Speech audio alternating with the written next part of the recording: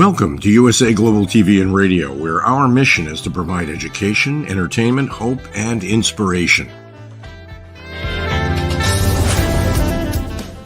USA Global TV and Radio connects you with experts and audiences all around the world every single day to help you succeed in business and to live a richer life.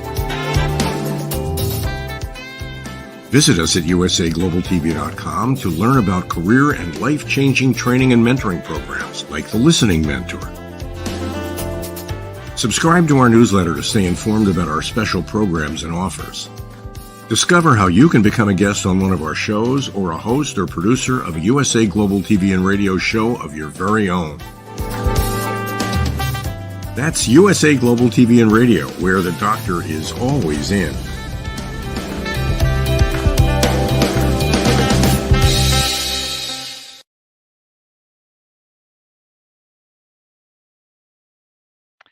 Hello and welcome to USA Global TV and Radio.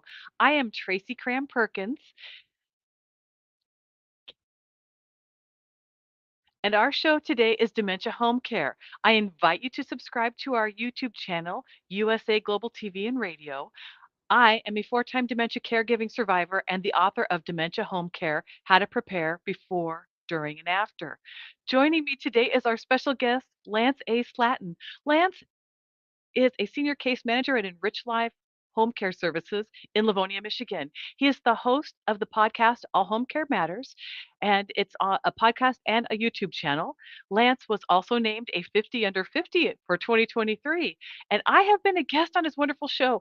And by subscribing to his show, you will gain access to a wealth of information and tips that can help you provide the best possible care for your loved one. You can find it on Apple Podcasts and on YouTube at All Home Care Matters, or you can visit the official website at www.allhomecarematters.com. Welcome, Lance. Thank you, TRACY. It's great to be here. I am so excited. I haven't talked to you in a while. And Happy New Year. Happy New Year to you too. So I apologize for my stop and start here.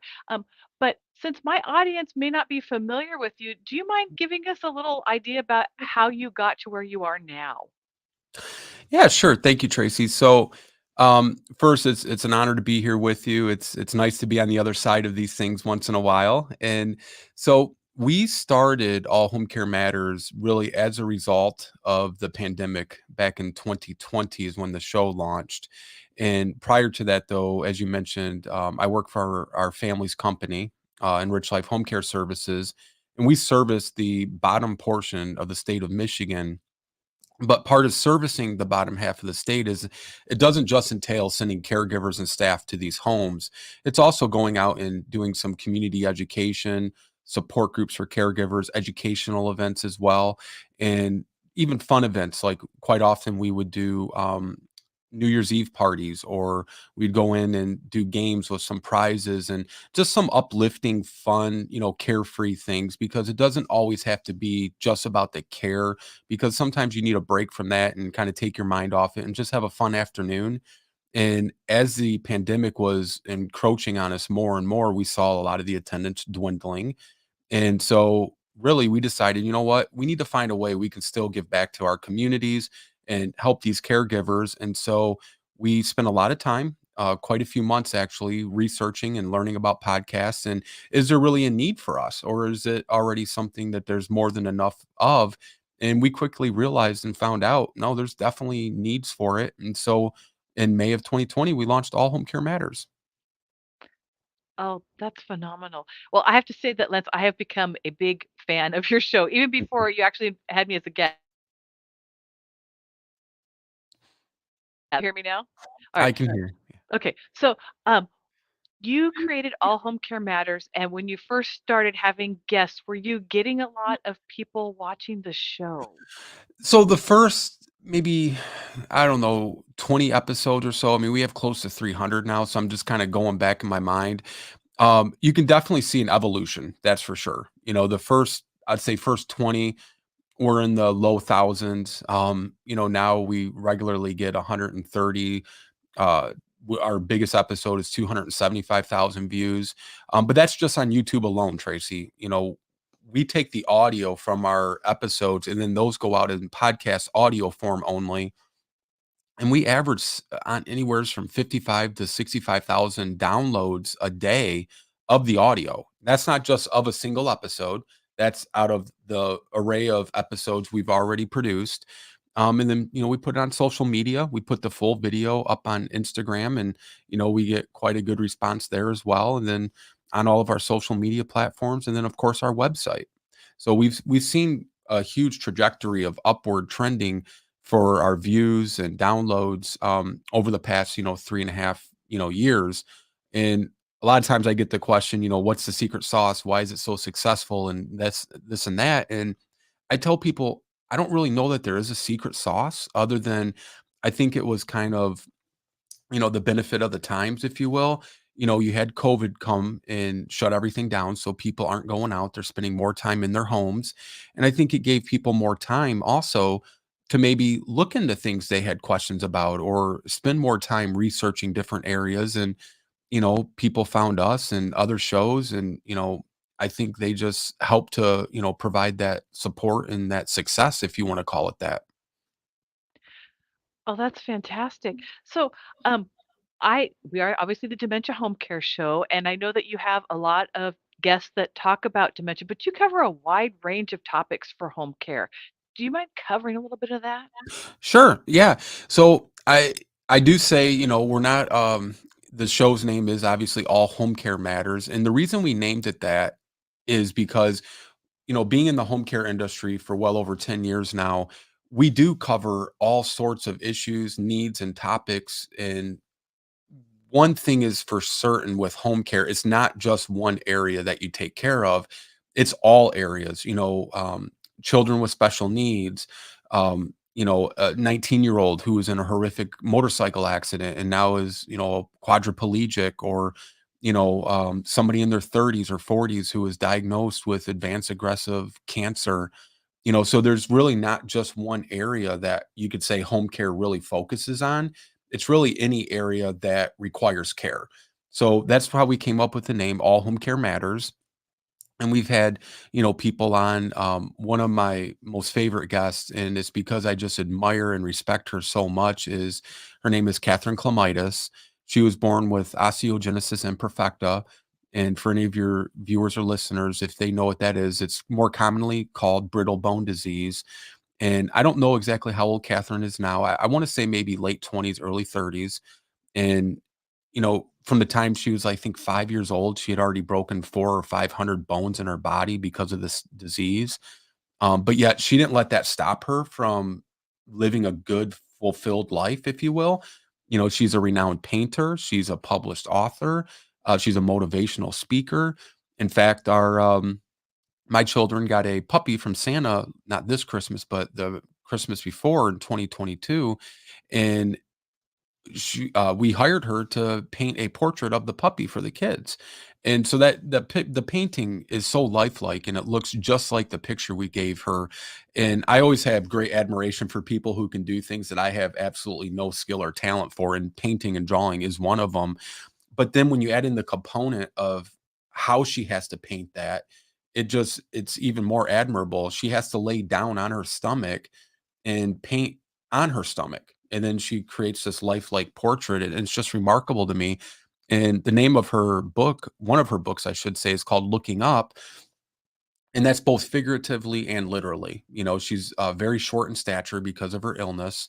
And, you know, she's also got a very positive outlook. So she's always looking up, and I just can't say enough good things about her. So that's one topic we covered, and then we also talked to people who are developers of apps that might help family caregivers be more coordinated and, have a better routine and, the care they provide.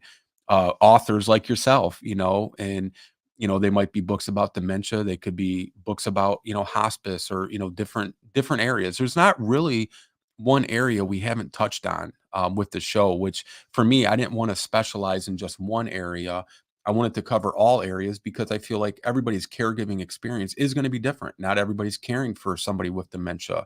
Not everybody is dealing with hospice right now, but there are people that are dealing with those things. So we wanted to try to offer something for everyone and just provide a variety to help support them.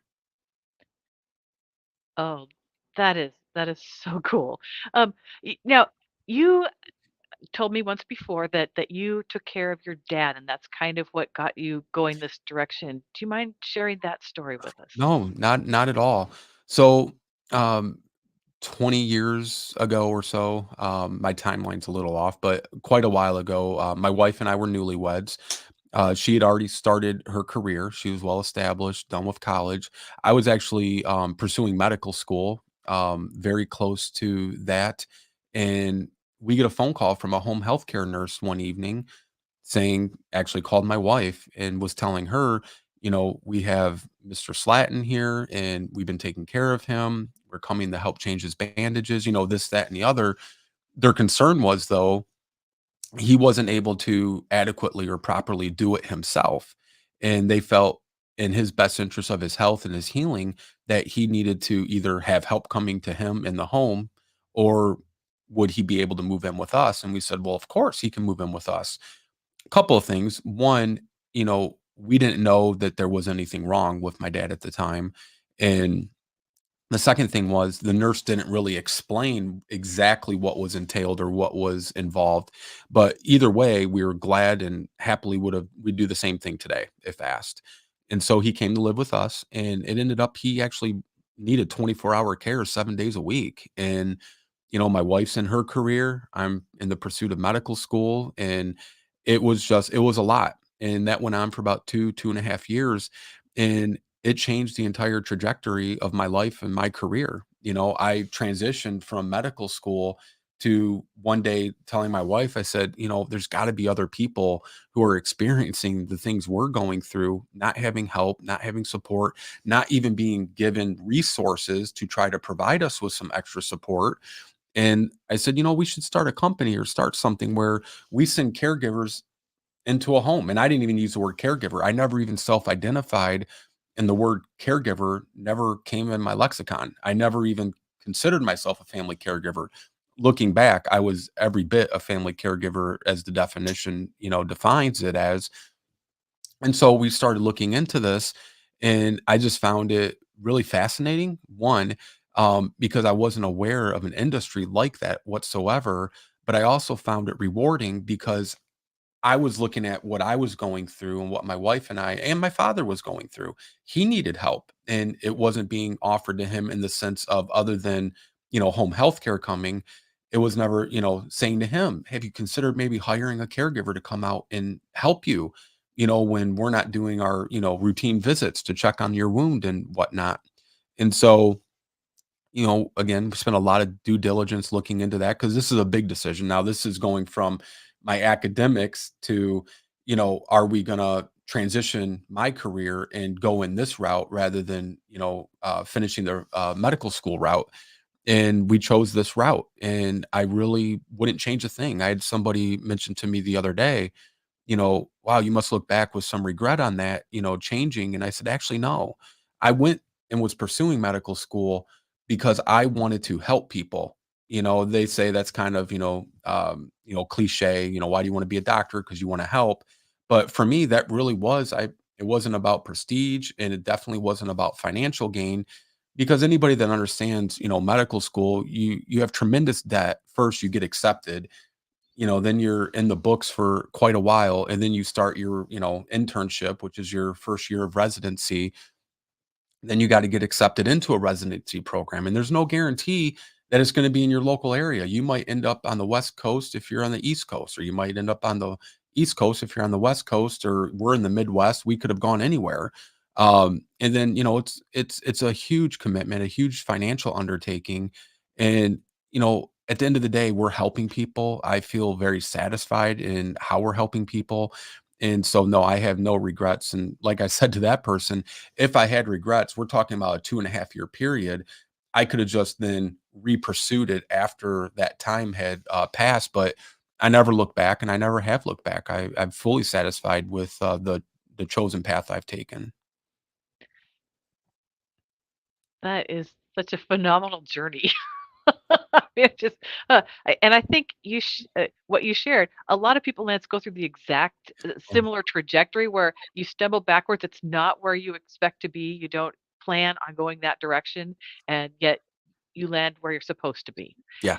And so, what along the journey surprised you the most? A lot of things. One, are we talking podcast or home care? Home care. Home care. One thing that really has always and still to this day surprises me is the lack of support and resources that families get, even this many years later, like, I had experienced from their healthcare providers. COVID for us really had shined a light on the home care industry, at least here in our area, when, these families are, having to go to the window, like here it's -20 in Michigan today.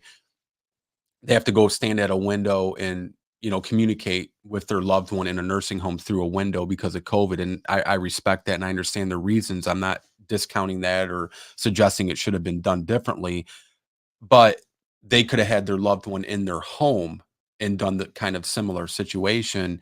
And so families discovered home care is available, and 9 out of 10 families didn't even know home care was an option or even what home care was or that it existed.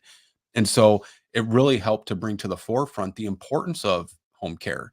During the COVID pandemic, we're taking care of family members, 24 hours a day, 7 days a week, and we're keeping them safer so that they're not going out and getting exposed potentially to COVID, or, they're still getting their medications, or, whatever the needs may be. It was a huge thing during COVID for home care to really be shown what it is and how it's provided and that it's available to these families. So that's really the biggest surprise for me, even to this day, is, the families that aren't aware of what options, and I'm not just speaking home care generally, Mhm. I'm speaking of, it's not just either you go in the hospital or you go in the nursing home. There are other options available because oftentimes your loved one may not really necessarily have to be in a nursing home. Like my father's situation, Tracy, he could have gone in a nursing home, but he didn't have to. So we kept him in the home as long as it was safe, practical to do so. And that's why I say it was 2.5 years, because it did get to a point with his condition that it did require being in a medical facility like a nursing home because of the IV antibiotics and, different treatments he then started to require. So it wasn't practical for the home. But up to that point, he absolutely could remain in the home as long as he had the adequate proper support to do so. So, I heard you on a podcast, on actually the Pro Aging podcast recently, and you Oh, were talking about home health versus home. Uh,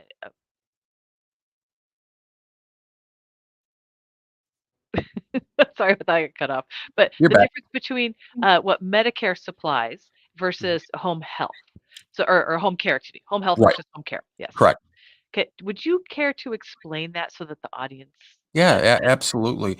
And that again, that is another big misnomer. We encounter that probably, I would say, about once a week, sometimes twice a week, where families think, home health care is home care or home care is home health care and that Medicare will pay for it. So I'll run through the differences. So home health care is written by an order from your physician that will provide a registered nurse, social worker, physical therapist, occupational therapist, if your needs meet that criteria. So, like, I'll use my father as an example. My father had developed osteomyelitis, which is infection in the bone. He had taken a very severe fall on his tailbone, and it developed into a very acute type wound as a result of a bruise that did not heal properly. So he was getting home health care from a registered nurse. She was coming out Q2, 3 times a week to check the wound, check to make sure the bandages were clean, that sort of thing.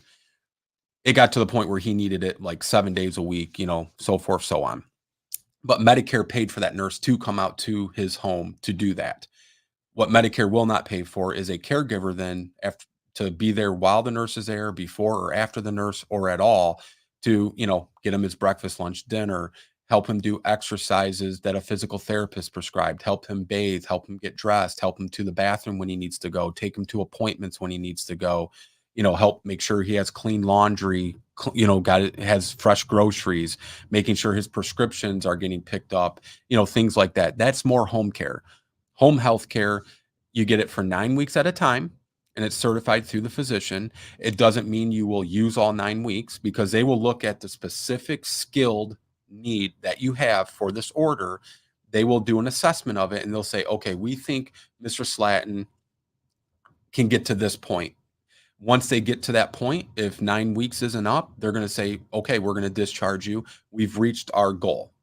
Now, if they haven't reached the goal at the end of the 9 weeks, it can get extended for another 9 weeks. And so that can keep going on like that as long as needed. But if they meet their goal and they think they get you, quote unquote, the best they're going to get, you're going to then have the services discontinued. And then there is the Medicare criteria. You have to be homebound. So you can't have them come visit you and then get in the car and go see your friends or go to the movies or, go to a baseball or football game. You can go to funerals, you can go to doctor's appointments, and you can go to the barbershop. So that is, Medicare is regulated by the federal government. So that is the blanket requirement, no matter what state an individual lives in. Medicaid, we'll avoid that for today's topic because it gets kind of murky. Medicaid is regulated state by state. It's a state by state basis. So every state's Medicaid guidelines and services and provisions are going to differ. They can differ greatly or not at all. But Medicare is regulated for United States, all 50 states. Medicaid is a state by state decision.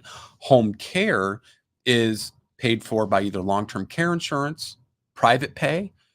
The VA has a benefit for qualifying wartime, and I'm going to emphasize the word. They must have had wartime status, called aid and attendance. So either yourself being a wartime veteran or your spouse can qualify. So spouses of wartime veterans also qualify. Then the next criteria is there's a financial criteria. They're going to look at your finances and say, yes, you can qualify for this benefit. I don't want to get into the financials because I don't have them off the top of my head, but there is a burden of proof. So if you have a generous pension, you're probably not going to qualify for the aid and attendance, but aid and attendance is available. I always recommend people talk to a VA counselor or to your elder law attorney who will probably be well-versed in aid and attendance. So we work with aid and attendance, private pay. State of Michigan did change their state regulations recently on reimbursement for auto accidents, so your personal injury insurance coverage. It was reduced by over like 50%. Every state, again, that would be a state by state. So if you have that personal injury, and depending on what your state says, you can get care as a result of a car accident through home care. You get an order from your doctor, get it to your auto insurance. They will pay out for your care needed as a result of that auto accident. And then you have long-term care insurance. Long-term care insurance is a tremendous, tremendous investment for people. You have that sweet spot of an age where you really got to be in that low risk area and you're going to be paying premiums on it. But then when you get to an older age, or you get to an age where you need care, you put in a claim to your long-term care insurance, you're not going to be paying those premiums anymore. Instead, they're going to start paying you so that you can get care in your home. Again, just like your auto insurance and mine, everybody's coverages are different for long-term care insurance. So it's not a one size fits all. I know, unfortunately, for like my wife and I, we looked into it. Coverages are not nearly as generous as they were for, like, say, my parents' age demographic, because when they offered this originally, they weren't thinking long term. They're thinking, we got this new package, this new benefit we can sell, and they're wonderful, and it was almost like endless coverage. We have people we take care of 24 hours a day, 7 days a week, and they've never paid a dime out of their pocket. It's all being funded and paid for through their long-term care insurance. Those kind of policies, I don't want to say they don't exist anymore, but I don't know of any of those existing anymore. But it's still a great benefit because, again, like we just said, Medicare is not going to pay for it. And, I think the latest stat is like 98% of people, when asked, prefer to age in place in their own home and not have to go into a facility. So long-term care insurance can help with that. Oh, thank you so much for answering that question. I guarantee there are a lot of people in the audience that was very confusing issue. I It know for it's it is myself. it is it's very confusing. It is. Like Yeah. I said, we get calls all the time from people convinced their Medicare pays for it.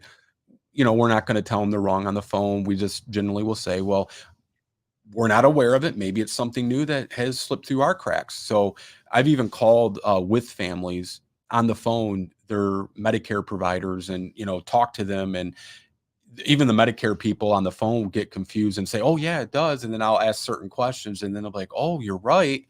It's very confusing. It's very confusing, and, you say home health care, home care, they're so similar, most people do, and, rightfully so, make that assumption that, "Oh, yeah, Medicare pays for it." I recently talked to somebody who said that they're a military veteran, that they actually got a program from the VA called Hmm, home care, not aid and attendance, but home care. I don't have any particulars on it. They couldn't tell me at the time what it was. okay. I have to research it more. But have you ever heard of that? It's not ringing a bell. I'll have to ask, the rest of the office, but I that's the first I'm hearing of it. That's not to say it doesn't exist, but I do know, a lot of these agencies do these test and pilot programs in certain areas. But again, I'll research that because I'm not aware of it. Okay. Yeah, I didn't want to spring you on something, but I just wasn't sure Oh, if that was something you'd heard of because I'd never heard of it before, and that was the first time I'd heard it.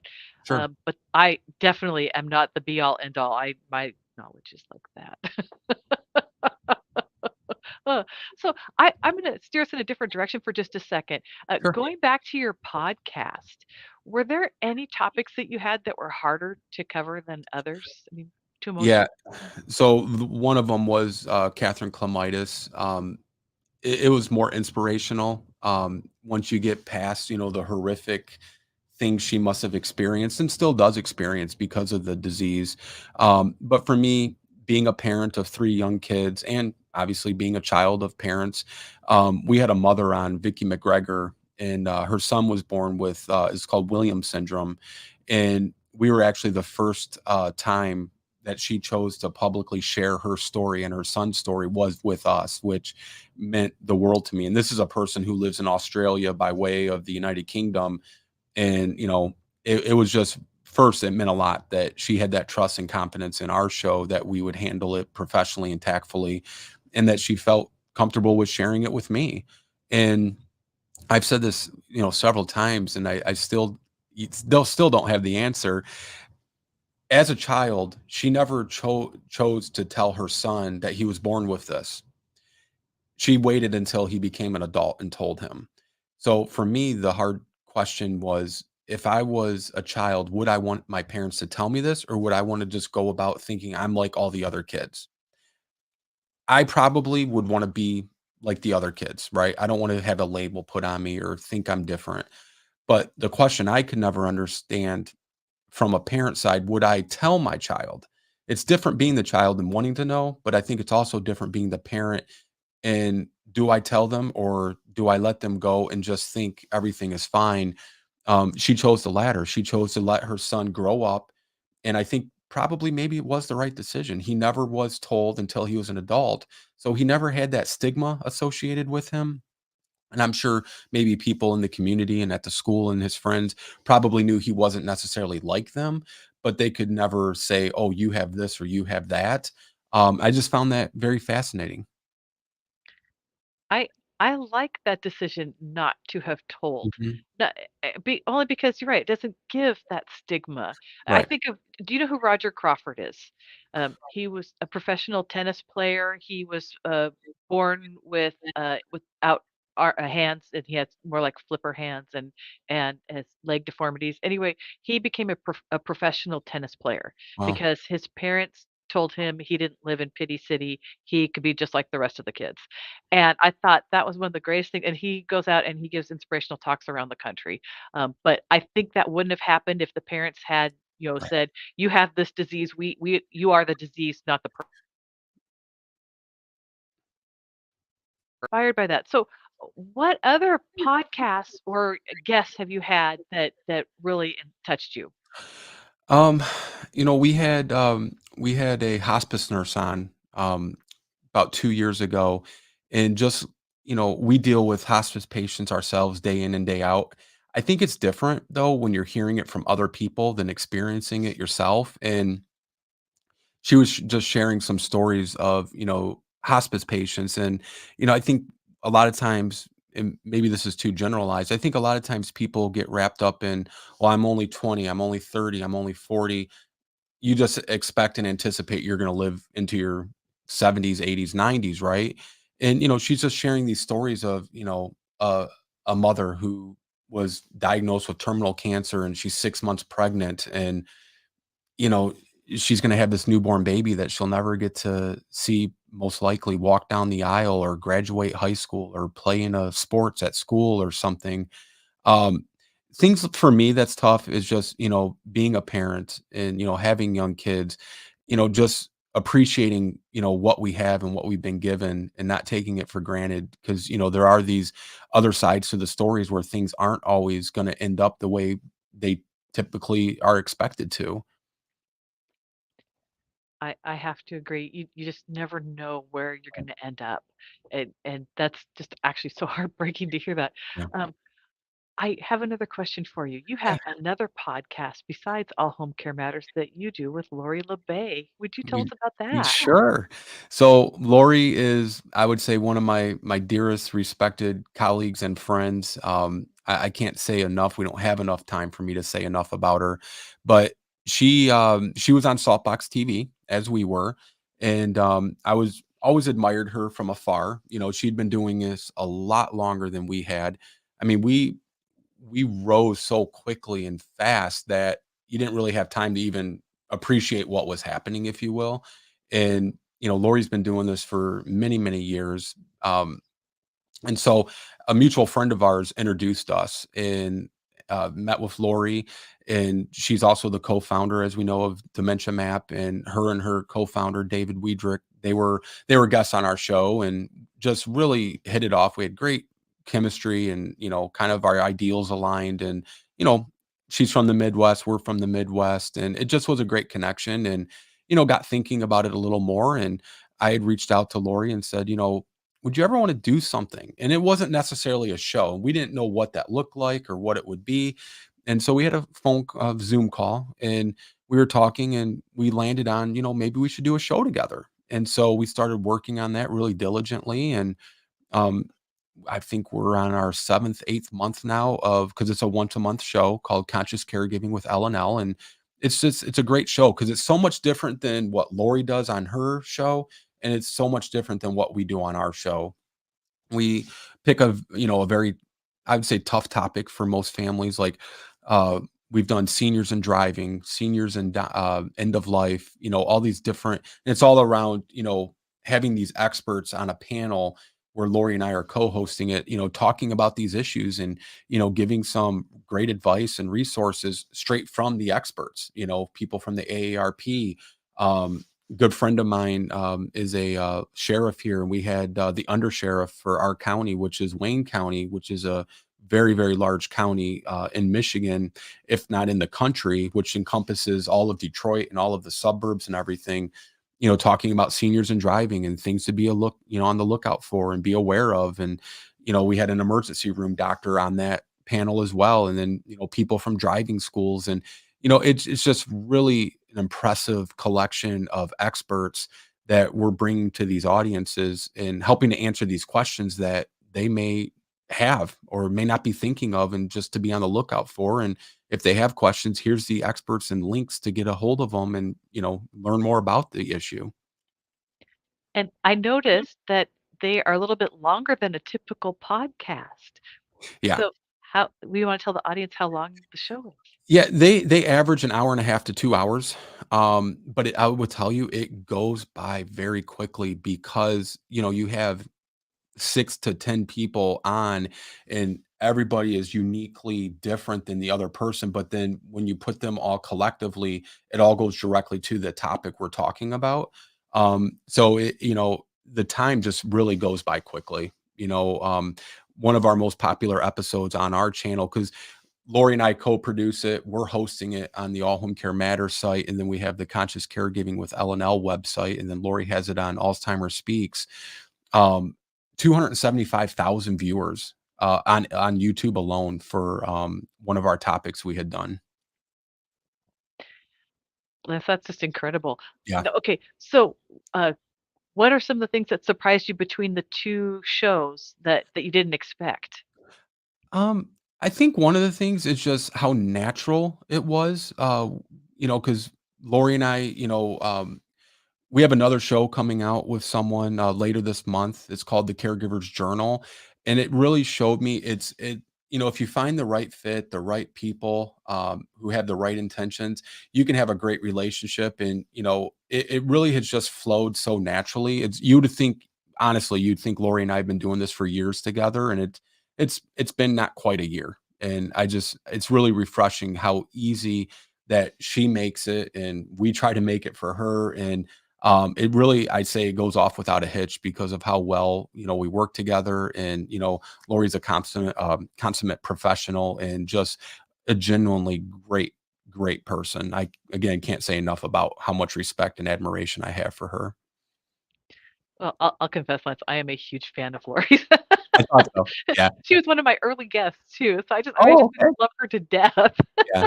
Great person. Uh, well, we're starting to get close to the end of the show. Are there any other things that you would like to share with us? I appreciate everything you guys are doing at USA Global TV and everything you're doing with your show here. And I've shared your book actually, Oh, Tracy, with some people who they're going through dementia and they're wanting to keep their loved ones at home. And so I like having those resources to be able to provide, and people like you make it possible. So thank you. so, there's probably one more question I want to Yeah, ask you. sure. Um, how shocked were you that your show took off, the All Home Care Matters show took off so quickly? I mean, was that I disbelief, and I'm still, we have a marketing director now for the show, and it's just very surreal because I've never been one that wanted or needed to be in the limelight. I like to be in the background doing things, and so now I don't really have much of a choice. But at the same time, it's wonderful, but it's also a little sad because and people say, "What do you mean by sad?" Shows like yours, channels like yours, shows like ours, like Lori's, in a way for me, it's a little sad because, if people were getting the benefit and the support from their healthcare providers in their communities, there would really be no need for our shows, right? And so with it being successful and, it just says to me how many more people still need to find that information and they're going through it, quote unquote, alone. And hopefully not alone, but I just feel like, if we start not having success, that would be great to me because it means people are getting the support they need and they don't have to go and find it. I agree with you. I think it would be lovely if, like diabetes, they give training at the doctor's office. Yeah. They also do that for cancer. We don't do that for dementia care or a lot of other hosts of illnesses. And Yeah.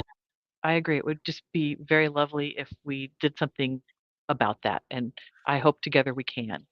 Yeah, one thing I'll add to that if I could, Tracy, Oh, sure. we had a guest on very recently, and I've used this phrase so many times. He said, "I did not coin it. I didn't copyright it."